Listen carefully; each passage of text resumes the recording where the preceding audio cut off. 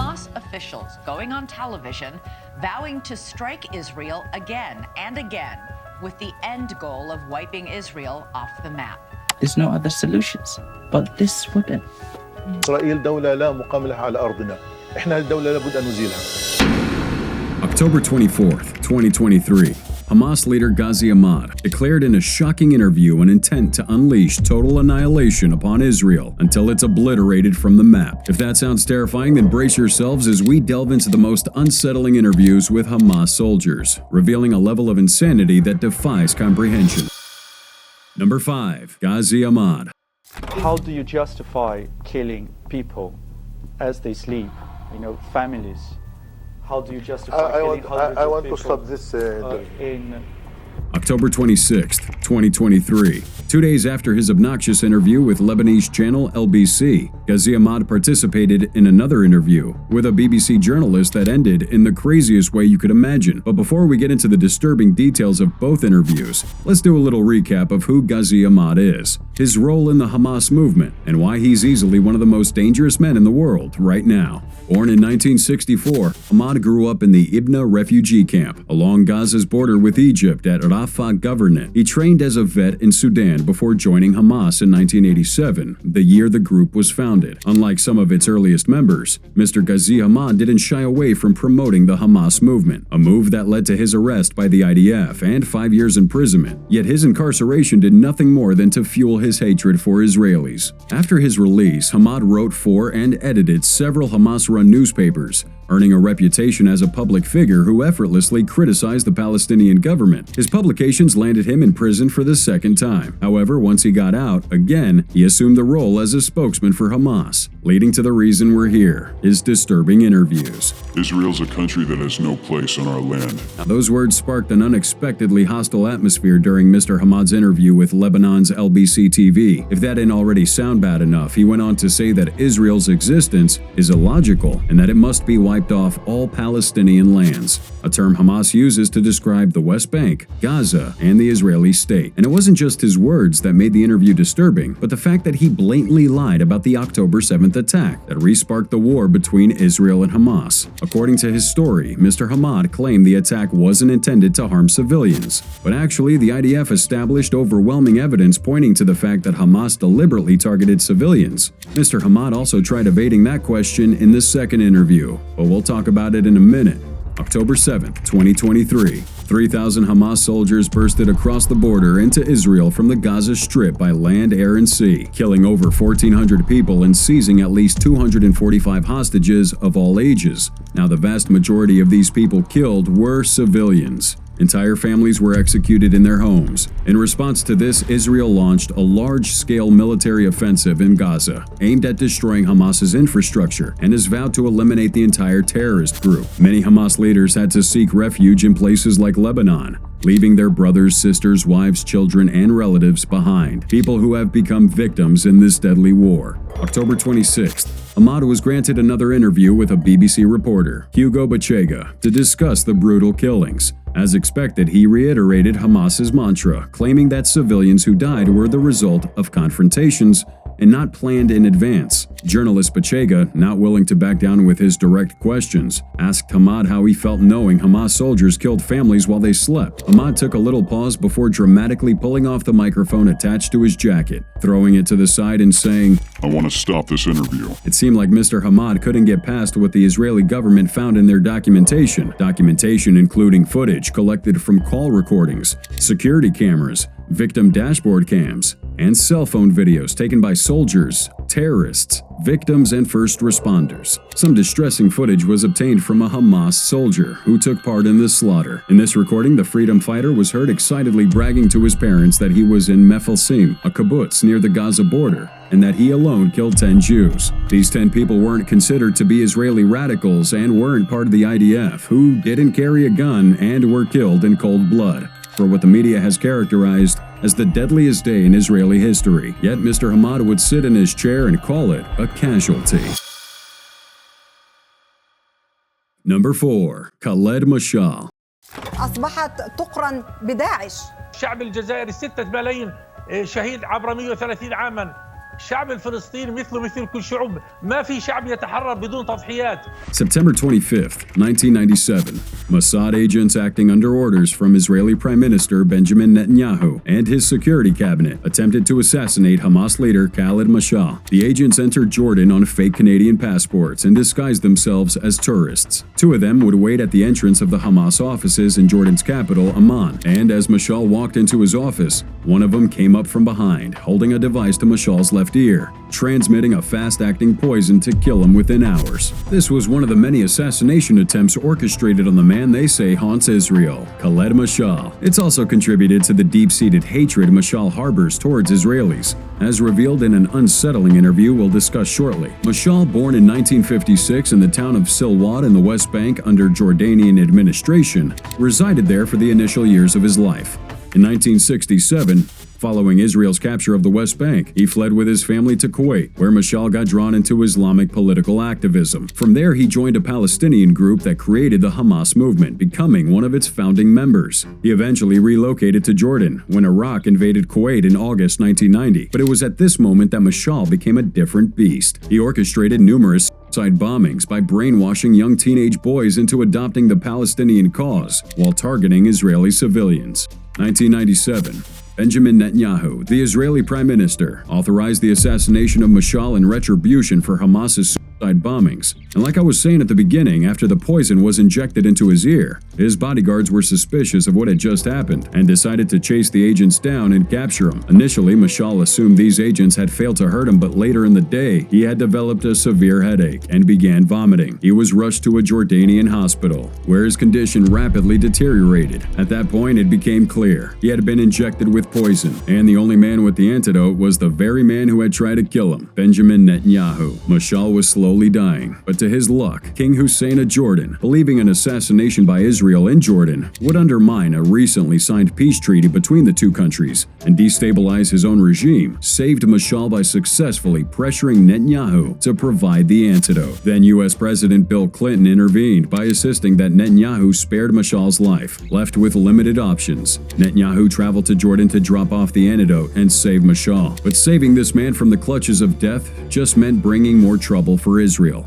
In 2004, Mashaal became the movement's leader and central figure, following the assassination of Hamas founder and spiritual leader Sheikh Ahmed Yassin and the assassination of Yassin's successor, Abdelaziz al-Rantisi, less than a month later. As the main international representative of Hamas, Mashaal defended the group's use of violence and its refusal to recognize Israel. This has been his stance on the Israel-Hamas conflict for decades, leading up to his group's attack on Israel on October 7, 2023. Now, 2 weeks after the attack, Mashaal was interviewed by the Saudi-based Al Arabiya News Network. It was in this interview Mashaal stated that Palestinians will need to sacrifice lives in order to liberate themselves from Israel. That statement caused a ton of outrage across the world, but it wasn't even the worst of the things he had to say. The host Rashad Nabil then asked Mashaal if he could continue to fly the flag of resistance to Israel, as the world kept watching their transgressions against Israeli civilians throughout southern Israeli communities. She also noted that Hamas was now being compared to the infamous terrorist group ISIS. Mashaal wasted no time in saying the story was fabricated by Netanyahu, the same man who had saved his life a couple years ago, and it was a story adopted by mainstream media. And just like the Hamas leader Gazi Amad, who claimed Hamas soldiers didn't target civilians, Mashaal also used that as a defense statement regarding the thousands of civilian casualties recorded during the attack. But unlike Gazi, who walked out of that interview, Mashaal went as far as to call the attack a legitimate resistance. He followed that statement by noting millions of deaths that occurred in Russia during World War II, in Asia during the Vietnam War, and in Afghanistan over decades of wars against the Soviets and the Americans, claiming the Palestinian nation is just like any other nation and that no nation is liberated without sacrifices. So after the October 7th attack, Israel showed little appetite for negotiating with Hamas over the exchange of Israelis abducted. However, Mashaal stated that this was more or less the only factor that could cause a ceasefire. According to statistics, there are at least 1,000 Palestinian prisoners prisoners incarcerated in Israel and about 1,000 Israelis abducted and held hostage in Gaza. However, after the 2011 prisoner exchange that led to the release of some of Hamas's ruthless leaders and soldiers, the IDF wasn't so receptive to that idea. But the bigger tragedy in this story is that the Hamas leader like Khaled Mashaal aren't even in Gaza at the moment. Mashaal, for instance, hasn't lived in Gaza for decades. After Jordan cracked down on Hamas in his country and expelled Mashaal alongside other Hamas leaders, he moved to Qatar with his family and has lived there ever since. And while these Hamas leaders command attacks from overseas, they're leaving thousands of Gazans to suffer for a cause they wholeheartedly believe in. عندنا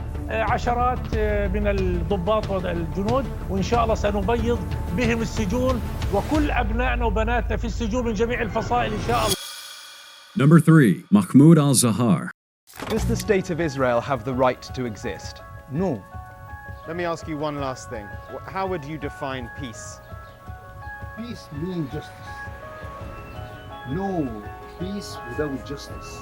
May 24th, 2021. Hamas co-founder Mahmud Zahar gave an interview at his home in Gaza. However, his answers and responses were so strange and unsettling that they sparked strong criticism from the public. And before we get into those details, let us dish out a bit of background info on who the guy was exactly and why his interview was so important. May 6th, 1945. Al Zahar was born in Gaza City to a Palestinian father and an Egyptian mother. There's little known about his childhood and growing up, but by the age 26, Al Zahar had set himself on the path to becoming a renowned medical practitioner. In 1971, Al Zahar earned his medical degree from Cairo University. Then 5 years later, he obtained a master's in general surgery from Ain Shams University, Cairo. Subsequently, he served as an advisor to the Palestinian health minister, playing a pivotal role in establishing the Palestinian Medical Society, and stood among the key founders of the Islamic University in Gaza back in 1978. But as successful as he was, Al Zahar was arrested and imprisoned in Israel a year after the creation of Hamas. After about 4 years, he was exiled to Lebanon along with a group of other Islamic activists, thereby giving Hamas a new location to plot their attacks.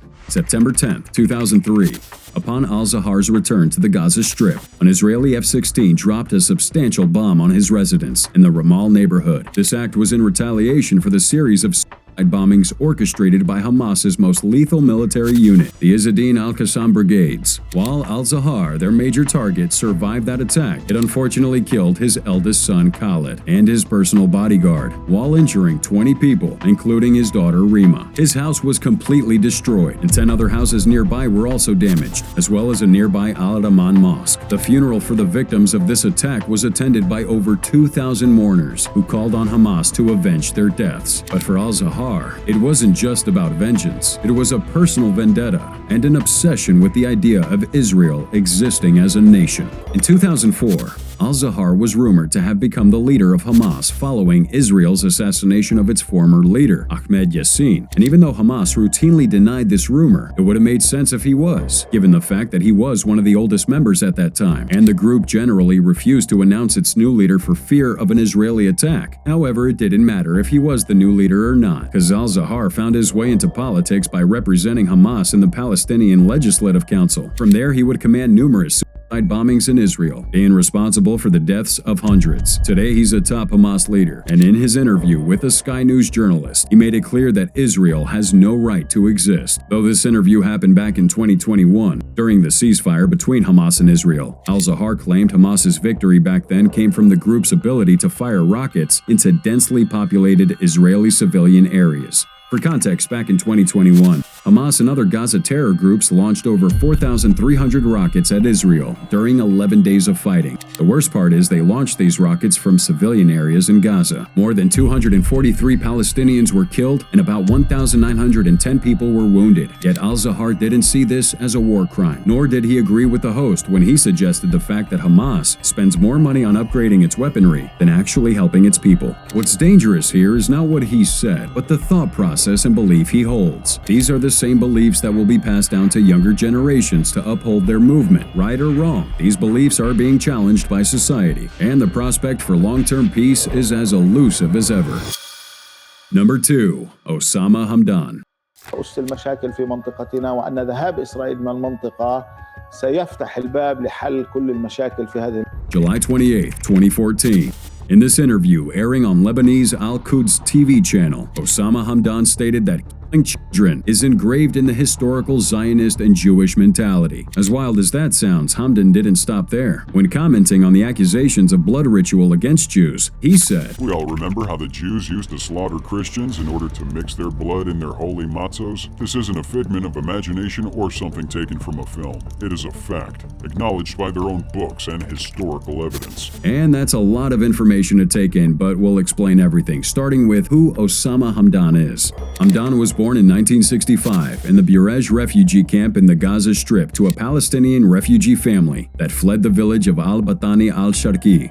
He attended high school in Kuwait and then got a degree in chemistry from a university in Jordan. During this time, he became an Islamic activist, and by 1991, he had gotten a job working at the Hamas office in Tehran as assistant to then Hamas representative Ahmad Alami. A few years later, he would become Hamas's official representative in Iran, and then got appointed as Hamas's representative in Lebanon. Now he represents Hamas around the world, and at the same time keeps on saying some mind-blowing statements that we just can't wrap our heads around. One example is that blood ritual situation we've already talked about. However, in a subsequent interview with CNN, Hamdan stated that the news agency took his words out of context and that Hamas wasn't against Jews but rather the Israeli occupation. To support his claim, he asserted in another interview that Hamas is planning an attack on a larger scale than the one witnessed on October 7th. That statement can't be verified, and we have no clue what that would look like. And number 1, Yaya Senoir. A dead man walking. That's how Prime Minister Netanyahu refers to Israel's most wanted terrorist, the leader of Hamas in Gaza.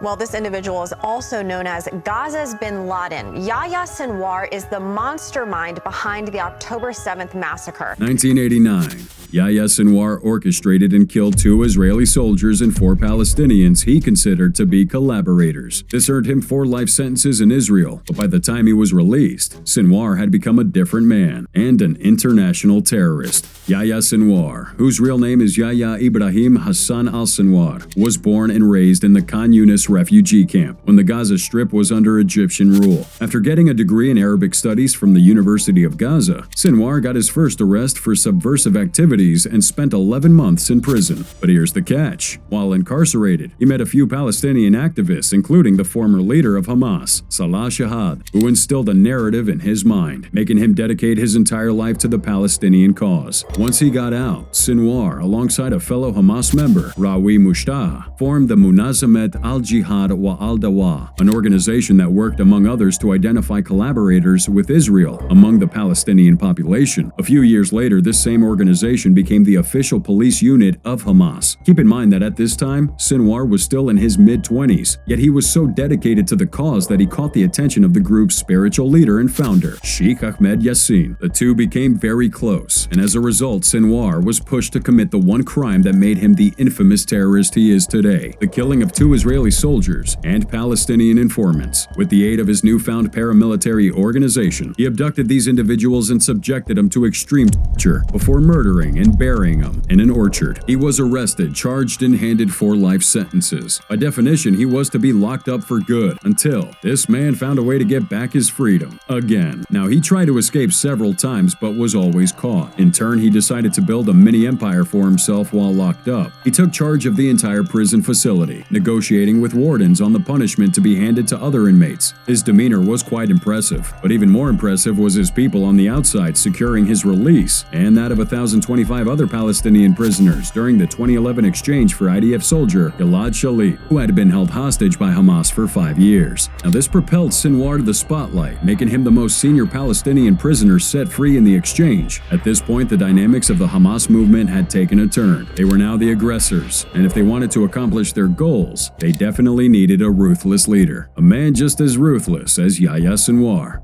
February 2017. Senoir was secretly elected Hamas leader in the Gaza Strip, taking over from Ismail Haniyeh. A month later, he established a Hamas-controlled administrative committee for the Gaza Strip, which meant that he opposed any power sharing with the Palestinian Authority. This came after the U.S. categorized Senoir as a specially designated global terrorist. Now, in the interview we showed you a few minutes ago, you could see Senoir say certain things about Hamas not willing to stand back and watch Israel use high artillery weapons to wipe them out. Kinda like a reason justifying his group's attack on October 7, 2023. Well, that notion of his came after Israel used classified technology to close down the underground tunnels built by former Hamas soldier Mohammed to sneak Hamas soldiers into Israel. And you best believe the US in partnership with the IDF has tried to take Senoir out, but failed miserably. One famous attempt happened on May 15, 2021. When this Israeli airstrike hit his home off the Khan Yunis region of southern Gaza, local media made headlines announcing his death. But a few weeks later, he appeared publicly. And it just seems like this man is untouchable. May 27, 2021.